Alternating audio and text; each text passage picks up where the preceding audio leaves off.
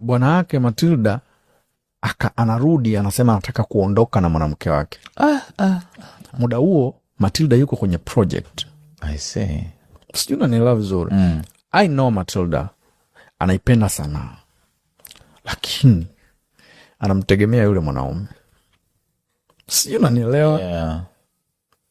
Anaipenda sana, lakini anamtegemea yule mwanaume, even familia yake. Kwa hiyo yule jamaa amerudi na nataka kuondoka na mke wangu, unaenda naye Burundi sijui na Marekani hivyo. Kwa hiyo mimi Matilda ilifikia mahali ananiambia pamoja na familia yake, amekuja na mama yake, tena polisi. Mimi sitaki kazi.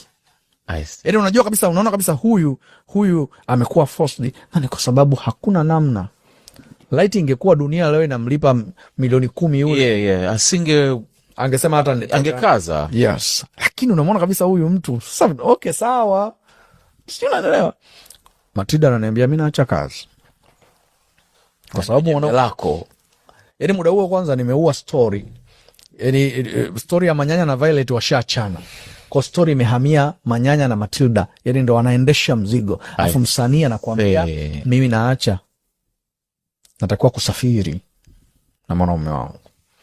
Na najua sasa target ya mshikaji ni ili hakuna namna. Nafanyaje? Hicho ndo kipindi ambacho hapa mwishoni mashabiki walikuwa wanatukana sana. Story imeharibika. Ulibidi ubadilishe. Ni uwe. Ukaua hiyo story. Nimemuua. Watu washangaa tu Matilda kafa. Bro, hizi kazi zinachanga. Kwa muda huo wakati Matilda kipenzi chao. Unafikiri wanasema sasa utafanyaje? Muda huo mashabiki wanakuambia bana, unatuchanganya, story yenyewe imeharibika, imechanganyikiwa. Unatamani kuambia sio nyie tu, mimi mwenyewe nimechanganyika. Mimi mwenyewe huko nimevurugwa. Changanyikiwa. I see.